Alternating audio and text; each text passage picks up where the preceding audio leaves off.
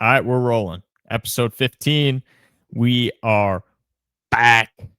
Had the first week of work this week. I'm an employed Punching in. man now, punching in, clocking out, Still putting in the collecting hours, welfare. commuting, still collecting welfare. Still got that EBT Yeah. card. Yeah, we eating nice now. Mm-hmm. Johnny's Beef takes EBT. They do. Anyways, the Bears just keep getting worse. If you're binging these episodes, you went from our preseason episode right before the Bears kicked off to where we were really excited to our episode right after the Bears lost, which sucked. And then I think we were both on the side that the Bears were going to lose against Detroit.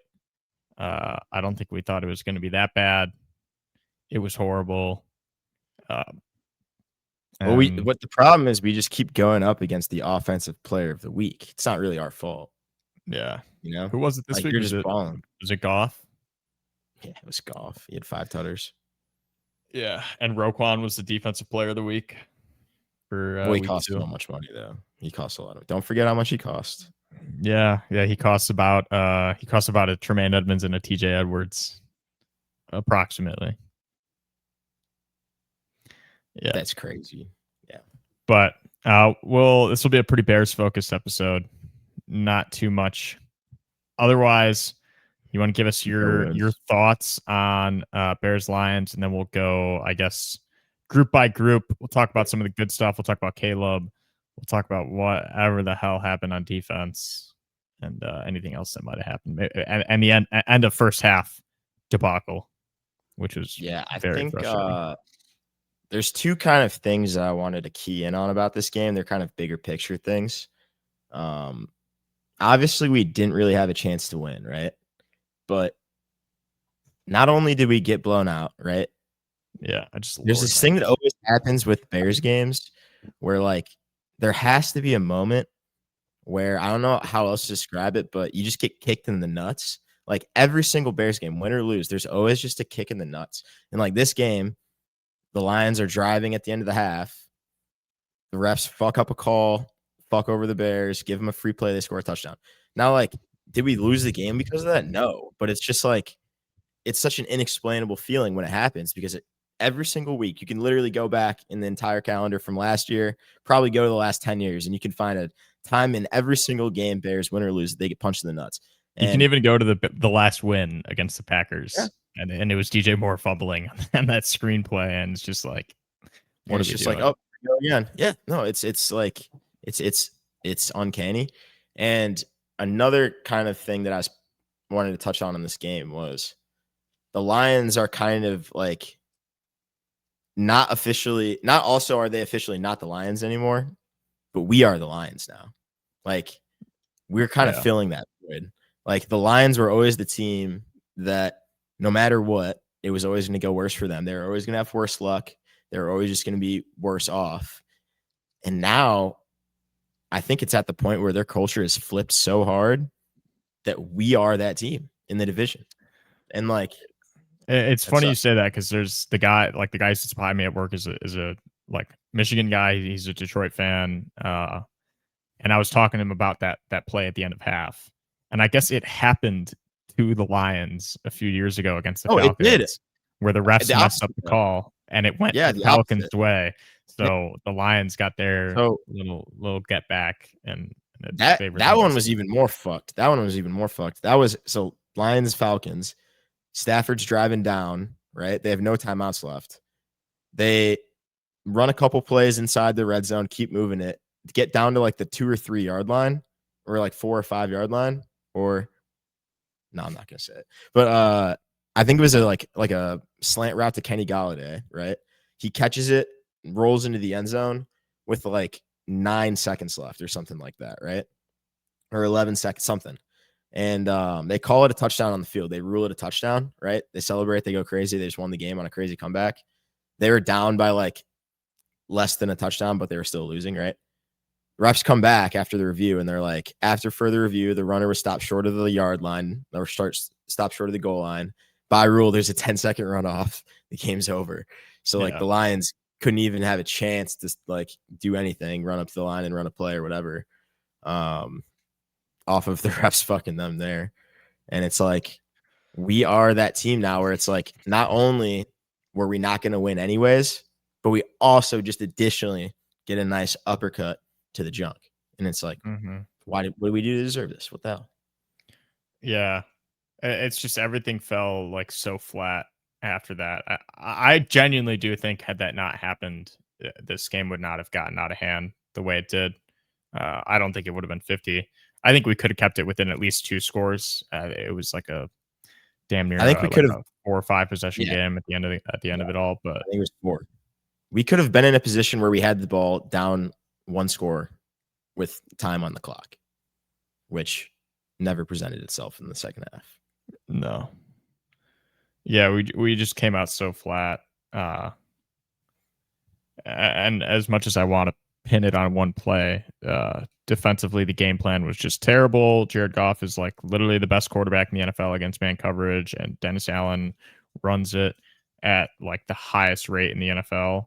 I just don't see how, from a game plan standpoint, you can view that as winning, even if your mentality is like, hey, we're gonna go out and score more points on offense. Like, figure something out. Like, you're one of the 32 highest paid people in the world to do exactly what you're doing, and you go out there and you let up 52 points. Like, that's just a recipe for getting fired. You're supposed to be this like very solid defensive guy, like head coaching experience, who's supposed to help Ben Johnson through his time now as a first-time head coach, and you're doing the opposite through 2 games. I don't put so much fault on Dennis Allen for this for the first week, but I think second week, if you're gonna stick to your guns and then let up 50 points, like, it's just stupid.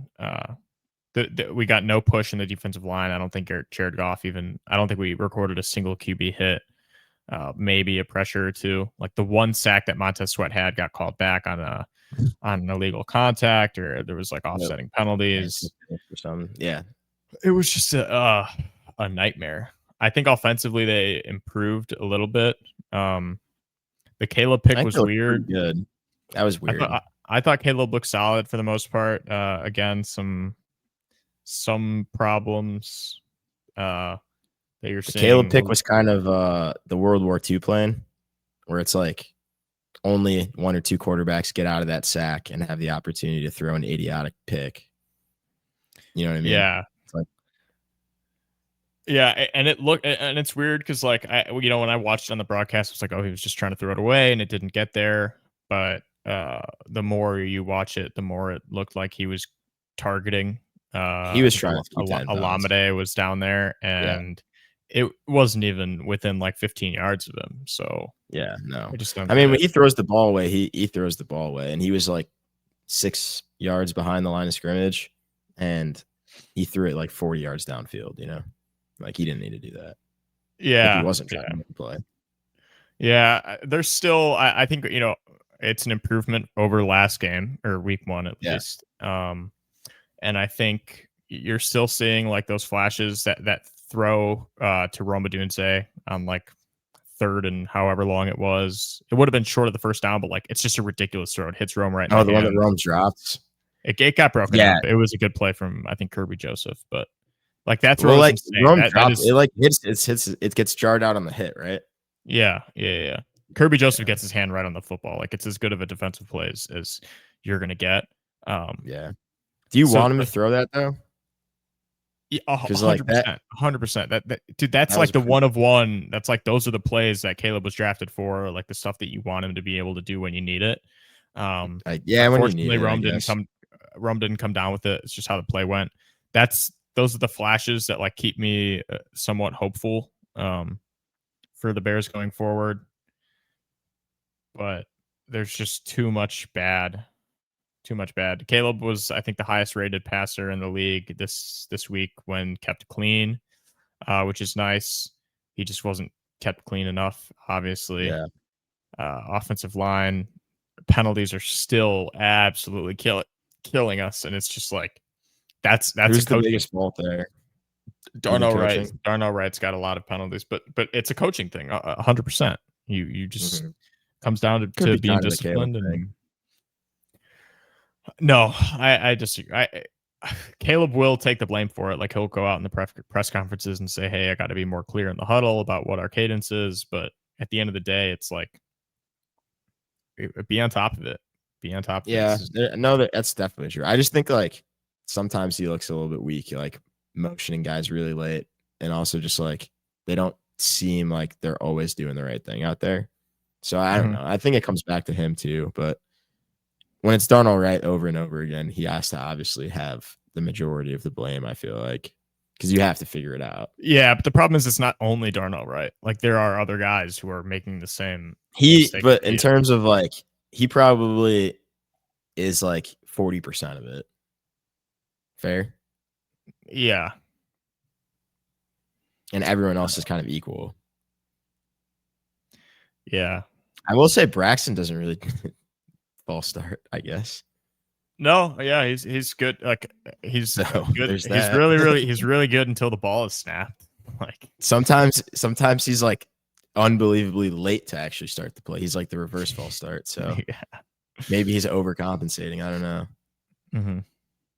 Yeah, I think if you go back a few, I'm kind of going on a tangent here, but if you go back a few episodes, one of the first ones we recorded over the summer, you asked me where I think Ryan Poles falls among NFL GMs, and I feel like an idiot because you said top 10? I said top 10, maybe even top 5. I can't believe he's not top 5, maybe top 10. I think he is. I think he's lucky to be employed right now. I think any other ownership in the league would give him 6 weeks probably to turn around. Yeah, if you don't start winning in the next 6 weeks, I think the fault is on Ryan Poles, and you just can't trust him anymore. Also, to build this team, it's been too long. GM is kind of the most like extrapolatable, if that makes sense, position. Like if you're a quarterback, there's so much nuance that goes into why you might fail. If you're a coach, there's so much nuance that goes into why you might fail. Anything, go up and down the line, right? If you're a GM, especially a GM who's had the number 1 overall pick in the NFL draft, which is literally the golden scar of the NFL 2 times, like, and come on, bro. Like 15 and 36. Yeah, like when you're measuring a GM success, it's like how many Pro Bowlers or All Pros have you drafted? How many games have you won? What have the biggest trades in your career looked like? Yeah, and the only thing that your staff? The only thing that could excuse like your record or whatever you're using to measure success is injuries. Like that's the only thing that you can't fault the GM for. And you can still a little bit if you're signing guys who are injury prone. Yeah. Or if you also just have a shitty health staff like the Niners probably do. Yeah. If you're Ryan Poles, you're meeting none of your expectations right now. Especially this most recent draft class has been terrible so far. They haven't done anything. Yeah, no. Well, I think like the Ozzy pick looks really bad right now, and it makes the Kieran pick look really bad from last year. But I mean, Burden and Loveland, I think there's a lot to see there. Like they haven't looked like we haven't gotten targets and shit in the first 2 weeks, but it's not the easiest offense to learn. I don't think either of those guys were like coming out of complicated roles. They were mostly just like, okay, you're better than everyone around you. We're going to give you the ball kind of guys. So there's an adjustment period for those two. But after that, like horrible, deplorable. I genuinely can't. I don't get how. Like the craziest part is obviously like Ozzy being a healthy scratch is insane. Like that's ridiculous. That's crazy. I mean, he was literally in the position battle for a top 5 position in terms of importance on your team like 3 weeks ago. And the whole time he just wasn't even good enough to make the playable roster basically. Yeah. How many guys were active? And then Shamar Turner, our other second round pick, D tackle. at like our arguably weakest position too, right? That's what, like for both of these guys. No. D tackle, I'd say, is one of our deepest, and it's like, okay, I mean, kind of, yeah. What are you spending a second round pick on if A he's guy not that's going to not a play? surefire starter. You Yeah, have yeah. you have holes at running back, you have holes at corner, GM. you have holes at linebacker, you have holes literally everywhere, and you decide to get a D tackle who is like D tackle 4 in the depth chart, and I don't even think he played against Detroit. And then you spend another second round pick on a right tackle when you literally spent the 9th overall pick on one not even 2 years ago, and he's been great. Like I love Darnell Wright. I think he was the right pick. I don't He's care for been. Jalen. I think I he's think been good. I think he's been a 9th pick though. He hasn't been like, you know what I mean? I He's been agree, a but 9th overall pick. I don't think Darnell Wright or I don't think Jalen Carter like makes this team like significantly better No, than and having that's not a guy you draft unless you are sure you can like, get him pointed in the right direction. You know what I mean? Yeah. Because Which people are if he like, oh, was a you should have bear, picked might Jalen not. Carter. But then it's like, okay, but you were trying to build around your quarterback. You were anticipating having a rookie quarterback potentially the following draft. So it's like you want to put pieces around him. Drafting Jalen Carter isn't going to help Going best player that. available. Yeah, that's just like, come on, what are we doing? So I like the Darnell Wright pick, and I think he's like going to be a good right tackle for a long time. But He's a Ozzie starter. Trapilo just makes literally no sense, especially considering he can't play left tackle at all. So you've just drafted a guy who's just like an insurance policy if Darnell Wright goes down, and then maybe Ozzie Trapilo is any good in the position that's like the hardest to be good at. So it makes no sense. And I like the Trapilo pick. I thought it was good because he was gonna get put at left tackle and compete there, and he's I mean, 6 I foot. think he just can't play left tackle though, right? Like they had No, to that has to be a part of the process somehow. Yeah, they tell us that he is just a more natural fit at right tackle, so he's there right now to sort of like go through that adjustment from college to the NFL, and maybe he can go to left tackle in the future. But it's just like, what are we doing? You have other priorities. You don't have time.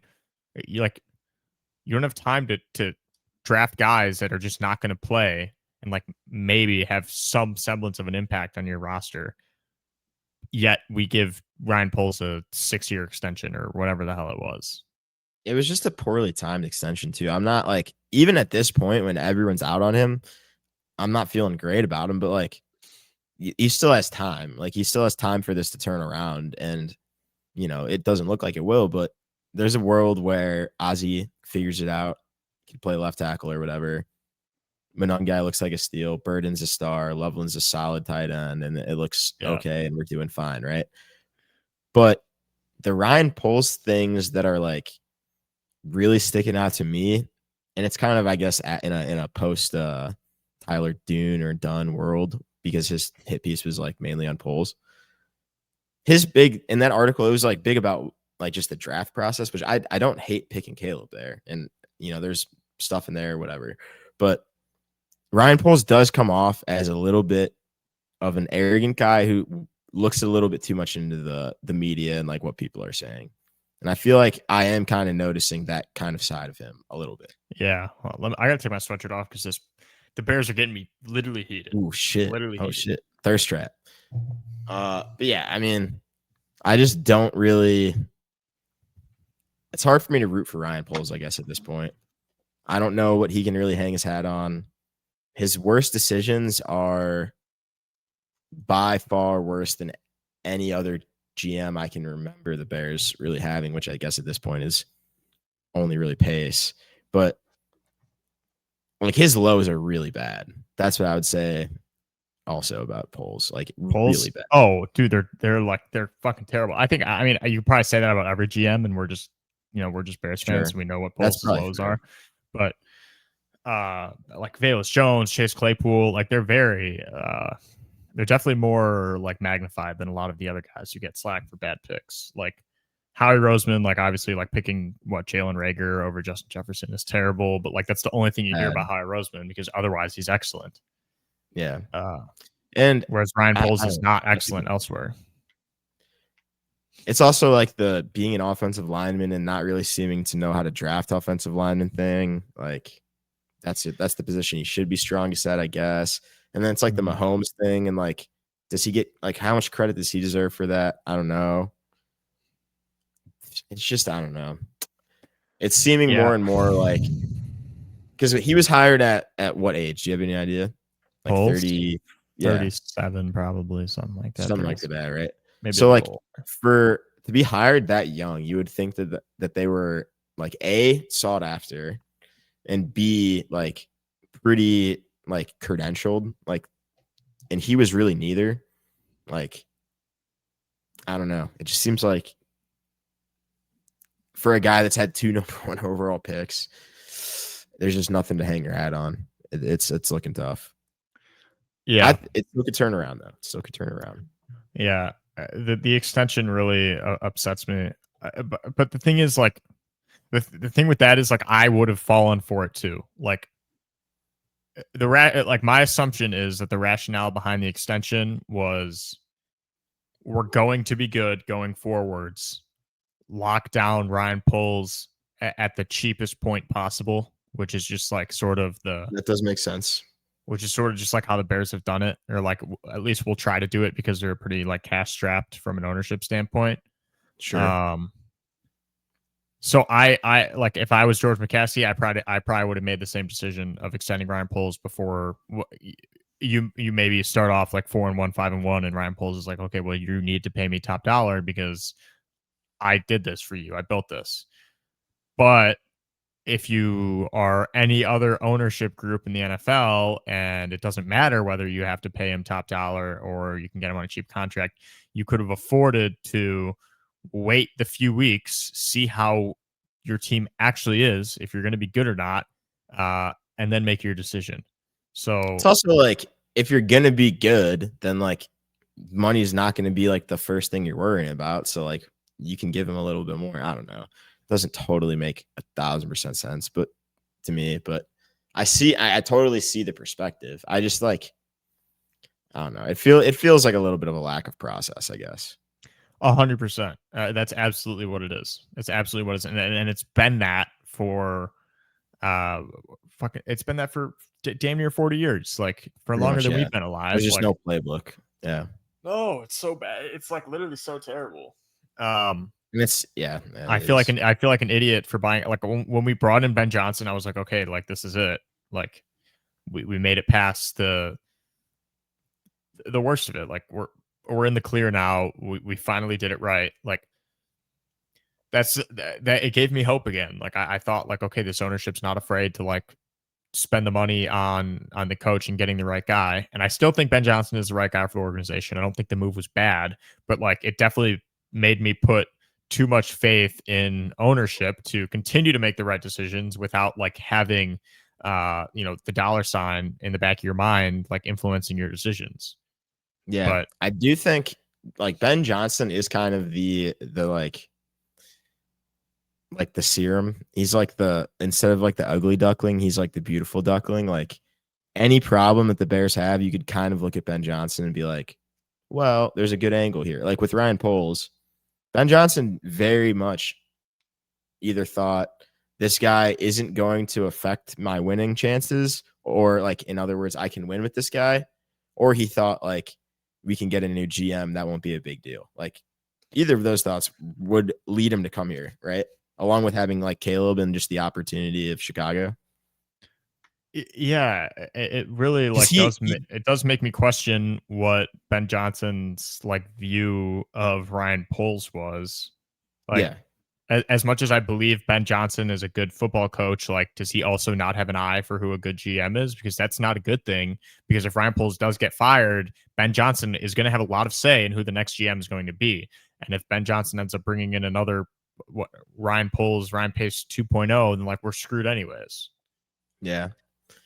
It is funny too, because like Pace was so hated and he was so scapegoated when he was leaving. And like draft wise, in reality, so much better. He was like one of the better drafters in the NFL, honestly. He was just the worst at writing contracts. It's just from the financial aspect, he was like among the worst in the league. And like Ryan Poles is great. Ryan Poles is great in that aspect. Like I will say, he knows where to put the money. Yeah. The offensive line rebuild looks really decent right now, I would say. Jonah Jackson's been really bad. How much did we throw him a bunch of money? Like we didn't throw him a bunch of money. Yeah, we did. For his position? Where does he rank in the league? Top 10, I'm pretty sure. Yeah, he's not playing top 10, but he's playing like a starter. Jonah Jackson has been terrible. I disagree. Dude, I promise you, he's playable. He's had bad reps, but like overall, I think he's been fine. He's been the worst though, like the worst on the team for sure. Jonah Jackson pretty good line though. 1, 2, 3, 4, 5, 6, 7, 8, 9th highest paid and he's on tackle in the league. Guess who? But he's on a deal that's signed this year. Yeah. So it's like, okay. Guess who account for it. Guess who the 19th highest paid? Darnell Wright. By total value? No, it's fucking Ryan Bates. Ryan Bates is the 19th highest paid right guard in the league. Like, when did he get? Oh, guard. Yeah. He doesn't play. Like he literally doesn't even play for us. Yeah.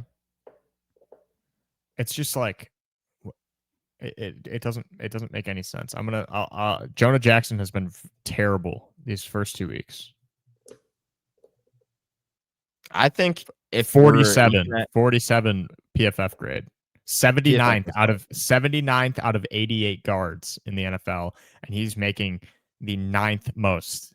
That's not great right now. But it's terrible. I think run block grade 65th out of 88. Pass block grade 68th out of 88.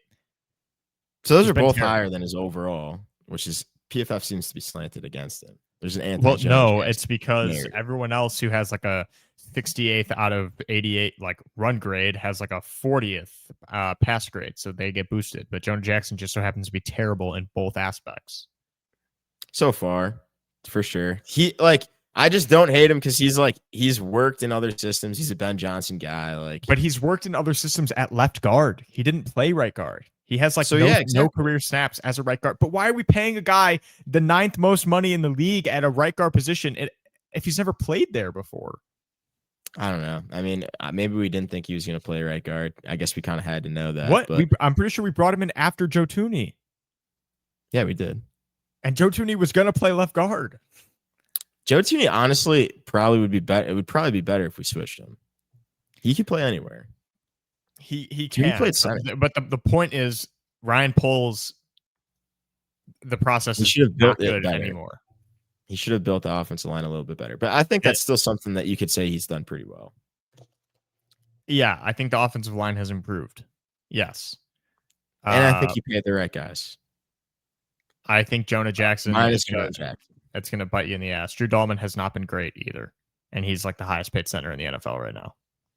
Yeah, but he's been super good with it. He was good. I guess you know it's if you're signing offensive linemen, they have to either be old or like not amazing because that's like the one position group that you don't really trade.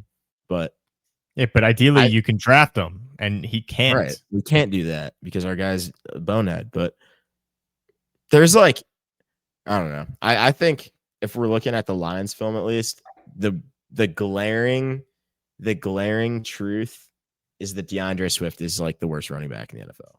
He's been terrible. And the Bears offensive line has been pretty good run blocking wise. I'm pretty sure we're a top 10 unit run blocking. They have the highest yards before contact in the NFL, I'm pretty sure.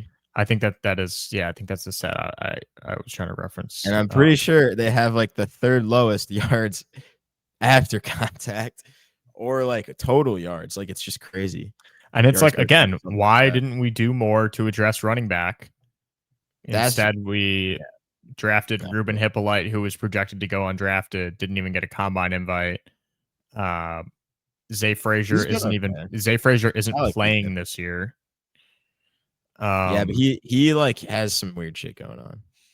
I like Kyle Monunga. I think he's also fine. I think there were so many better. I really like Zay Frazier too, but he's not playing. That's the problem. But it's non-football related. doesn't matter. You need to like you. That's not super. You can't really blame Ryan for that. It's like you can't. I think you as a GM should have an idea of whether or not you're going to have a guy be able to fucking play his rookie year. I mean, like, sure, without like, having to forecast an injury. It's a little bit different. Yeah. Caleb's dyslexic. I think that's cool. Yeah, that's because you're dyslexic. No, that's because I'm a sick ass NFL quarterback, and I'm also a brother, and I'm looking out for Caleb. Okay, and maybe dyslexic, but I don't know. DeAndre Swift really, really bad, really bad. There was a play where he was in pass pro, and he went to go block like the QB spy, who was like chopping his feet like 2 yards behind the line of scrimmage. And then Caleb gets sacked by like the guy that he should have picked up. And it's really bad. It's like, it's bad. I don't know. I think if the Bears literally just like drafted via whatever like the most common player put on the Bears via mock draft was for the past 3 years, we'd be a playoff team. No, but instead, we won't be able to punt. Who would our punter be? Literally anybody. Like I'm starting to hate the Tory Taylor pick, Taylor. and I love special dude. That's a great pick. What are you talking about? Who was drafted around him? Anybody good? Name one person. I'm not even gonna feed this. You can't even name one good player drafted after him. What positions do we need? I'm not entertaining this. Okay, fair enough. But Tory Taylor, he could turn the corner. A lot of punters don't turn the corner until like their third or fourth year. That's when they really start getting good. Also, we could have signed Matt Araiza. We could have for absolutely nothing, for fucking pennies on the dollar. Yeah. And Matt Araiza is was literally the punt god. Tory Taylor is like the punt false prophet. Dude. He's pissing me off. But he has aura. He wishes he could be the prince, dude. But dude, the thing about Tory Taylor, he ain't even going to have to punt that much. Yeah, has punted the most, literally the most. That's so another just like kicking the balls, and it's like it's funny too because when that was said, I was like, "Is this like, are we doing this? Like, are we good now? Are we allowed to do shit like this?" And I was like the deepest part of me knew this was gonna come back to bite us so hard. I knew that was gonna be a thing. What the fuck? Bulletin board material. Yeah, it's bad. It's bad. It's not great. All right, we'll change it up now and try to get excited about the Bears. Sure. Which is just a terrible, terrible mistake. Which we should not be doing. I should have fucking, when you suggested this segment, I should have just been like, no, I'm sick of getting myself hyped up for this team. We gotta do something to get our minds right. It's our responsibility as fans. Because honestly, I will say, the Bears fans get a lot of credit. I don't know if we're that great of fans. We're pretty mean to the Bears. I would agree, but the Bears are very mean. Bears are very mean to us. I agree. It's a dually abusive relationship, but like we're, what was she wearing? It's like we're dressed pretty inappropriately as fans. I agree. You know what I'm saying? I agree. Yeah. Okay. No, you're right. You're right. That's a great. You're right. You're 100% right. Okay. We're gonna talk about the games that we like. Bears games that have made us happy to be Bears fans. We're gonna go down memory lane, reminisce a little bit. And I genuinely, it's like hard to come up with games that I like. It's not easy. There's one. There's two that have come to mind, and that's it. I'll say there's two teams that we always have fun games with. I'm curious to see if you agree with me. The two teams that, and pretty relevant actually, teams that I always, Dallas is always a fun time. And let me guess the other one. So in recent years, Carolina has kind of sucked to play against, but like if you go back like 5-10 years, it's been a lot of fun. I want to say I wanted to say you're going to say the Bucks. No, but that's fair. You got like this game that was sick. I was gonna say the team that you're most closely affiliated with, a team that you've seen play Steelers. a lot. That is true. Yeah, we do have a lot of fun games. Fun games with the Steelers. But yeah, I guess working off of that, Cowboys. There's a couple games that come to mind. There's the one where Devin Hester had the one-handed catch where he's like running out of the end zone, which like holy shit. If you like want to talk about one-hand catch inflation, if you go back and look at that, it's like such a scrub catch. But at the time, I was like, damn, this dude's a god. You know what I mean? Yeah. And then there's also the game where Cutler threw the absolute fucking missile to Jeffrey at the end of the half in the corner of the end zone. See, you're misremembering now because when was that? Because that was not Jay Cutler. Was that Mitch? That was Josh McCown. Who was that? Was it really? That was crazy. Josh McCown on like what is literally the best 4-game stretch out of any Bears quarterback in NFL history. And it's not even like it's like not even close, and it's like not a good stretch either. It's like mid as hell. It's a mid ass stretch. It's like 14 touchdowns, 2 interceptions.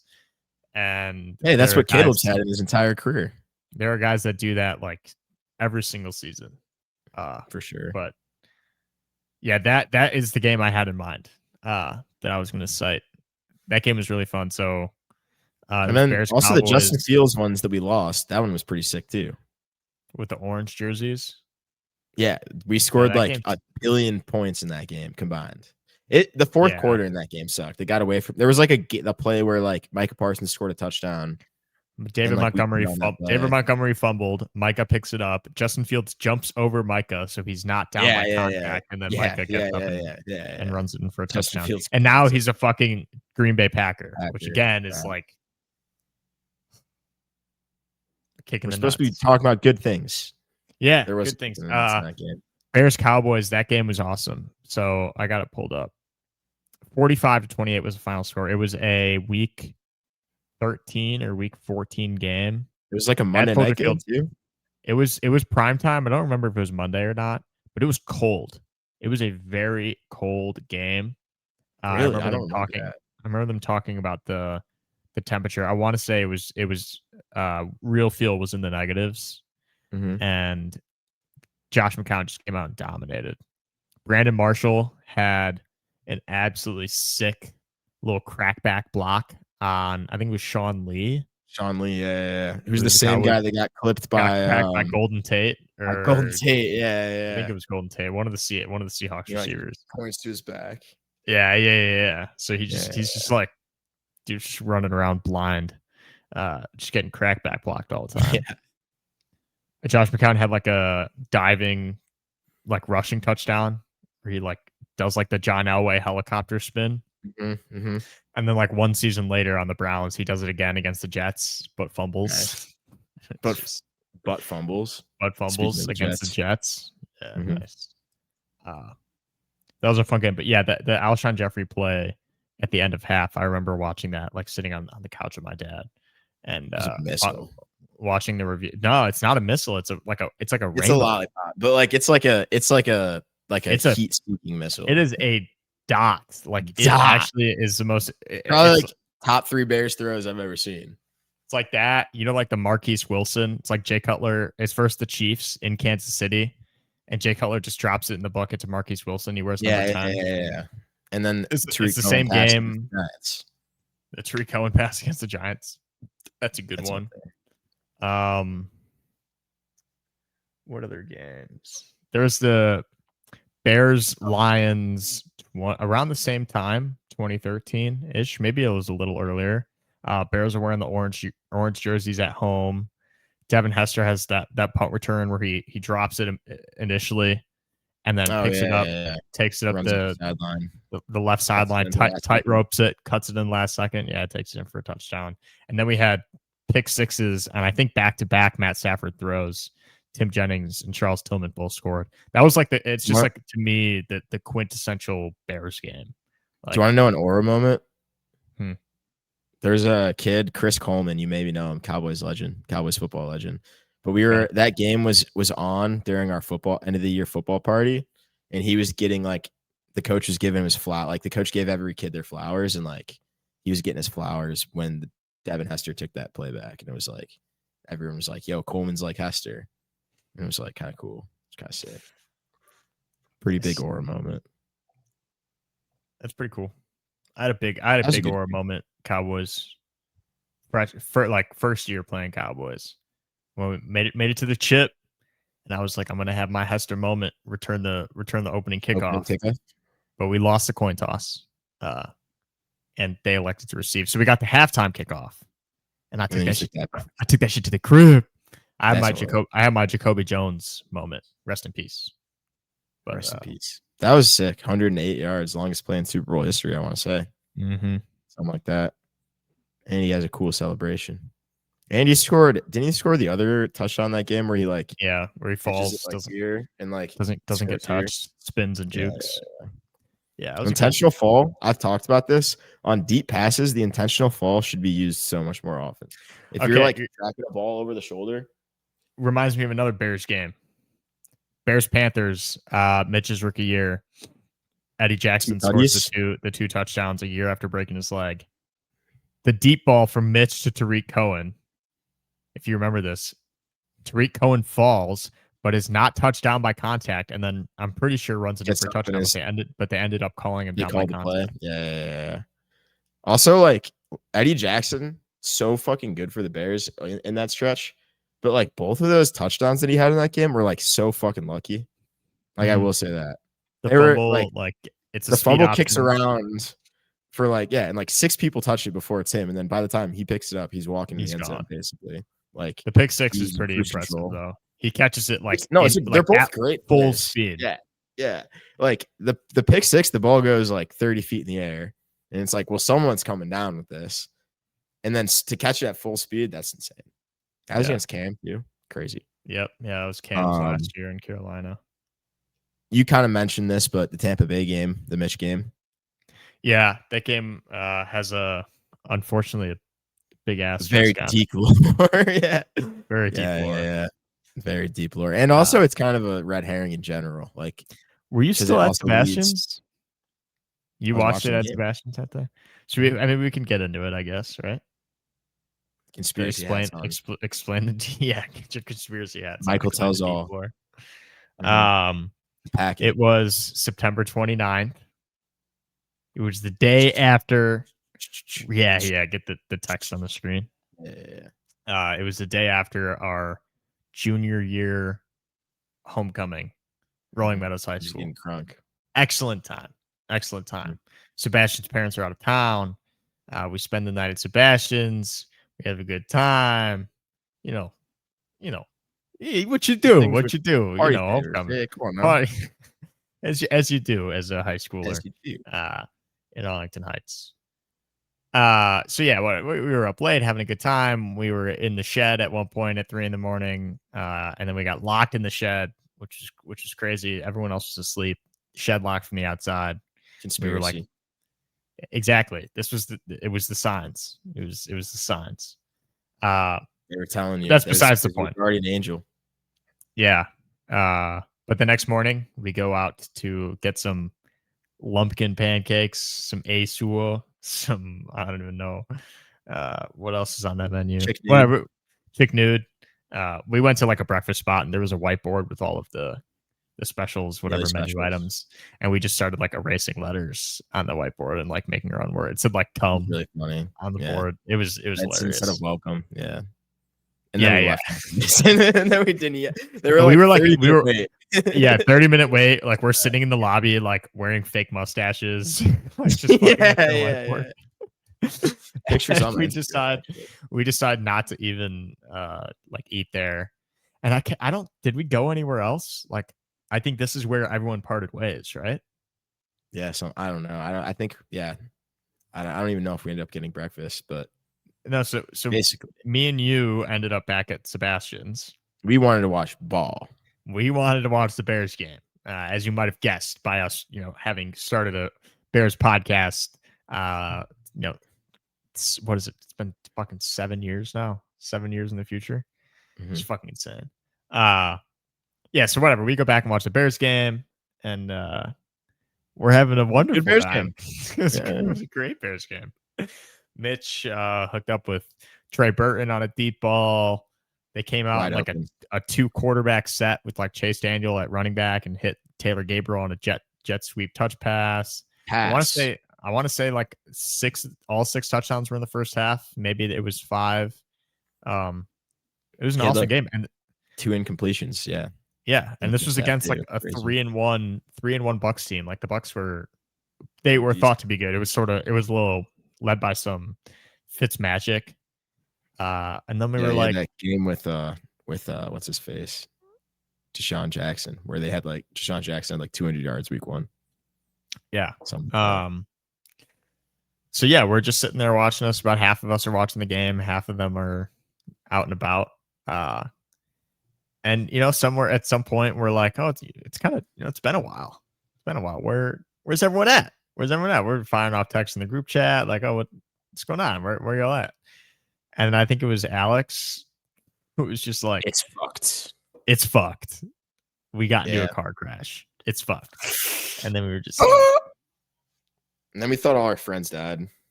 Yeah. Or at least I did for a second. But they didn't. So yeah, everyone ended up okay. Except for Joe. That was bad. Joe was on bed rest for a while. Broke his we watched a lot of Trailer Park Boys at his house. We watched a lot of like Trailer 6 months while he was recovering. In a hospital bed in his living room. Very unfortunate. Very unfortunate. Fucking Miguel. God damn it. Schmiguel. Schmiguel Lunowitz. Unbelievable. Unbelievable. Outrageous behavior. Outrageous. Yeah, they got Where's some other good ones though? Yeah, be careful driving on Kirchhoff and Wilkie. Yeah, it's a dangerous intersection. If it's green, that doesn't mean you can just turn left. You have to actually wait for either the left turn signal to turn. And that goes for all lights. Traffic. That's all lights. That's just how it works. For all lights. It's like, yeah. But yeah, it wasn't even Miguel's car. Like he was driving Sean's car. There's a lot of loose ends in this story. Honestly, it's a pretty big conspiracy. Like if you were presented all this information, you would think there was a bigger agenda, I would assume.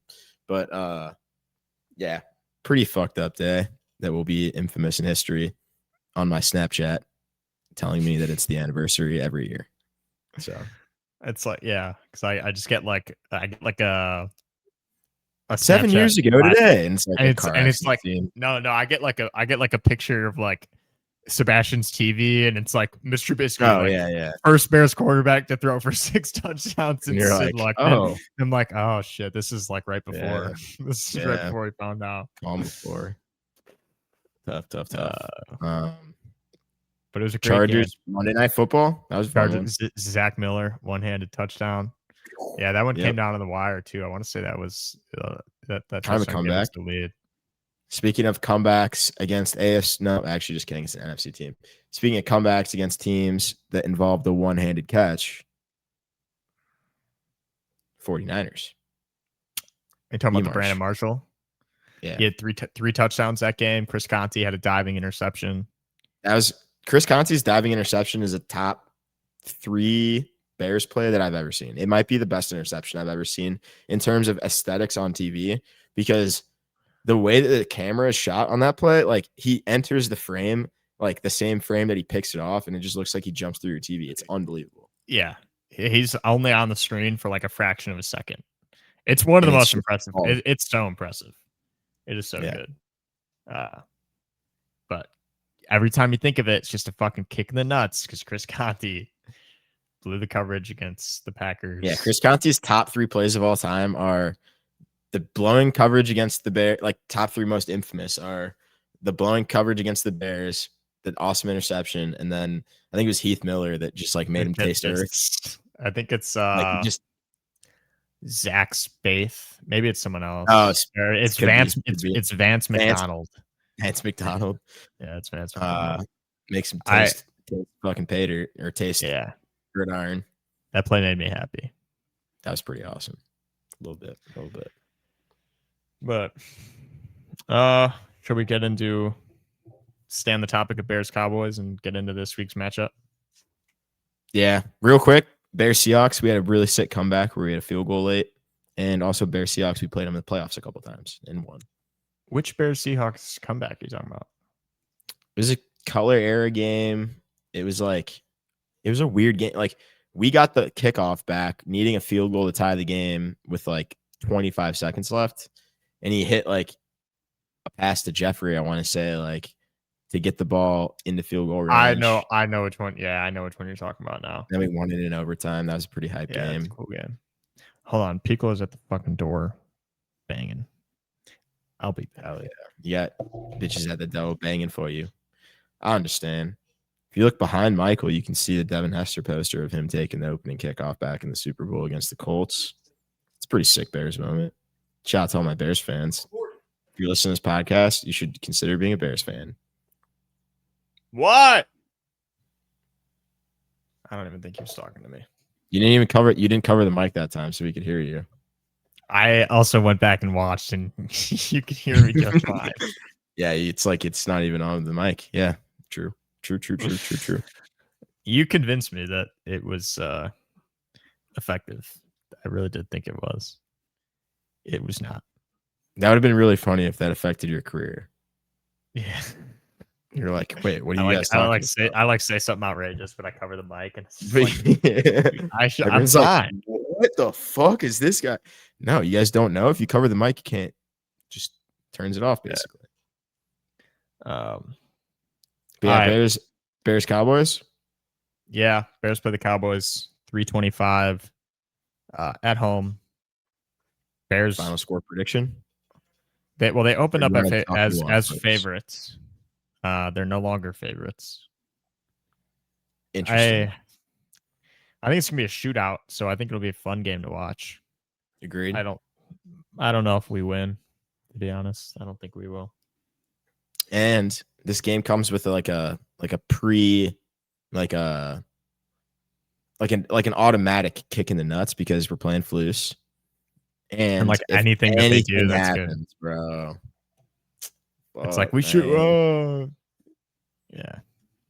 So that'll be fun. Ow. But honestly, I think that this game is going to be it's going to be deceptively good for the Bears. We're going to come out of this game with a really angry fan base because this is what I'm predicting is Caleb is going to look really good. Like really good. I think he's going to have his best game yet. I agree. And I think that win or lose, it's just going to look like, wow, even when you got the guy, you still fucked it up. So I think we're going to get like a pointed fan base after this, and it's going to be weird, and people are going to be calling for Poles' head. And yeah, that's kind of the storyline that I believe will happen. Caleb, I think, has looked better and better and better and better. I think he looked better from week 2 to week 1. And I want to say who was it? Maybe Jim Harbaugh, but maybe not. There's a coach that said that a team improves the most between week 1 and week 2, which like makes sense. And it's just something to look out for, especially in college football. But I think Dak Prescott might throw for 400 yards. Who's our cornerback 1 right now? Tyreek Stevenson, who's allowing 158.3 passer rating when targeted. It's literally a perfect passer rating. He's NFL. He's a NFL NPC. That's like Tyreek Stevenson's such an interesting case. I didn't even really realize that he was like a pure cornerback until like kind of recently. I always thought he was more like kind of like a nickel guy, I guess, like safety hybrid, linebacker hybrid almost. But yeah, that's another guy that you just scratch your head about because there's no redeemable qualities about him, and he should have been kicked off the team, and he hasn't played good enough since his infamous incident to warrant him still being on the team. And I think it kind of just proves that we're not that serious as a franchise. Yeah. Pico's being funny. Do you ever think about that though? Like, there's how many other franchises are letting that guy continue out and play for the rest of the year? Probably very few. Right? Like, I just think that, I don't know. It's wild to me. Pisses me off. Gets me mad. Get quick game predictions and we'll wrap it up. Yeah, I will say Bears are going to score 38 and Dallas is going to score 44. That would be an awesome game. Yeah, that'd be sick. I'm going to go a similar route, maybe a little lower scoring. I think the Bears are going to lose, but I'm going to pick them to win for the sake of being on both sides of everything. Yeah. I'll go Bears. I'll go Bears 34, Dallas 28.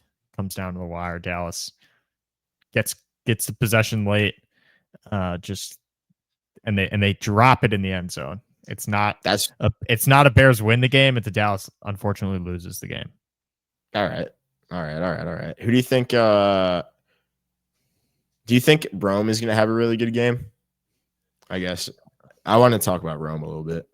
Yeah, Rome had an excellent game against Detroit. But he did drop a couple balls.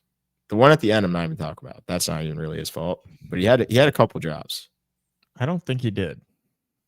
He had a really bad one. He had one really bad one. It was on like 2nd and 30.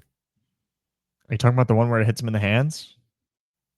No, it does hit him in the hands, but it's not the one you're thinking of. It's not the one where Caleb makes like a throw through 8 guys. It's like he's running like a 15-yard across the middle, like pretty hard cut route, and he gets dotted up and drops it. Hits him in the chest.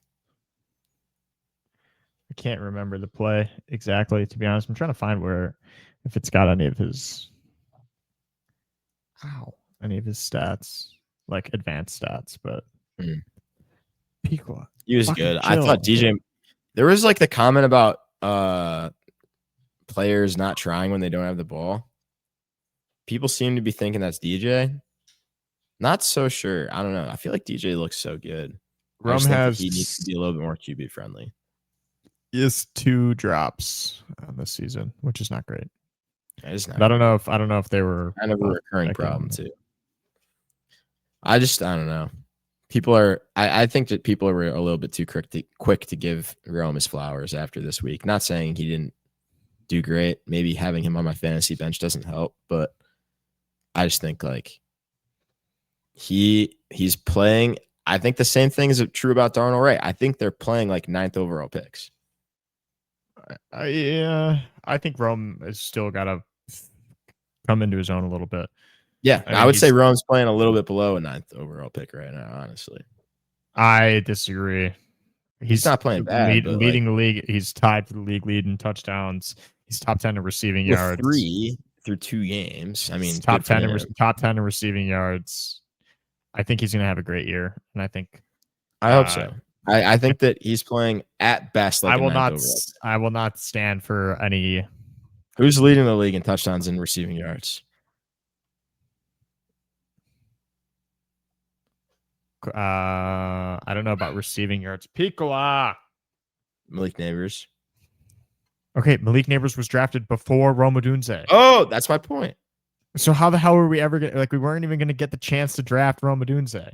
That's not my point. Isn't that we missed. My point is that Rome's not playing better than a 9th overall pick because the guy that is playing better than a 9th overall pick wasn't a 9th overall pick. He was a 5th overall pick or whatever it was.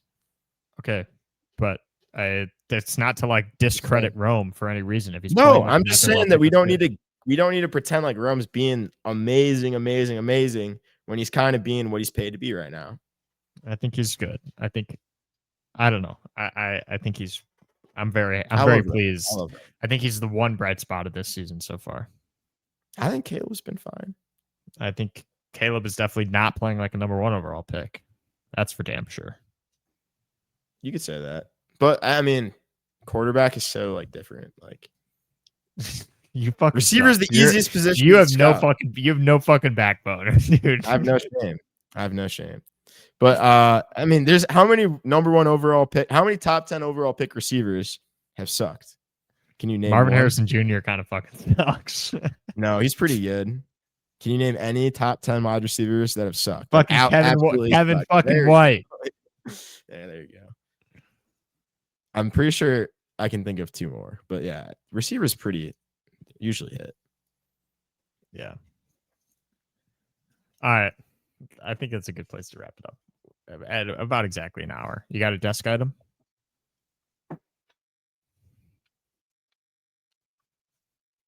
Wow. You keep that thing on your desk? Oh, yeah. Usually it's sitting below the desk. Check it out. Nice. This is made by a machine, probably. No, I'm just kidding. It's handcrafted, I bet. You got anything to say to our fans, aka my mom and Aiden Schmidt, who are like the only two people who I know who have listened all the way through the podcast. Schmitty, I like Schmitty, big fan of your Instagram story today. Also, Schmitty, what else can I say? Michigan, Nebraska this weekend is going to be pretty sick. Nebraska hasn't been good since like the 90s, and they're like, when they're good, they're really good. I think they have the record in all of sports for most consecutive sellouts. They're playing a 3:30 game, and actually the Barstool gambling account, good follow, by the way, put out a stat that Nebraska is 0-19, I want to say, versus ranked opponents since like 2016. Yeah. And I want to say the last ranked win that they had was against Wisconsin when they beat the shit out of them, but I'm not sure if they were ranked in that game. That was like a Big Ten championship game. But yeah, I think that's going to be a good one. Also, Illinois plays Indiana. That's going to be a huge game. A game give me Illinois by at least a touchdown. We'll see. I think we make it look easy. Will see. Also, if you guys are locked in on Fair State versus Rio Grande, 97-point dogs, Rio Grande. I got Rio Grande money line. So, yeah, I want to see if that's even bettable on some apps. But you could bet it like to a bookie, maybe, if you could find one that would accept Fair State money line or vice versa. But yeah, Rio Grande money line, Rio Grande, whatever it would be pronounced. That'll pay good. $10 to win. Like, what would the realistic odds be on a 97-point dog? Like $10 to win how much? 300. No, because that's only 1 in 30. It's got to be better than 1 in 30. 97-point dogs. How often does that happen? 1 in 1,000? Maybe. That'd be awesome, though. That'd be pretty sick. Well, Mom, Aiden, thanks for listening, guys. We'll be back next week with another episode. Hopefully this time talking about a Bears win, but very, very unlikely. Not very unlikely. Pretty unlikely. Decent unlikely. Also, stay tuned for the Cartel Marte heckler eventually. Oh, yes. I forgot about that, but we will be having him on. All right. Bye.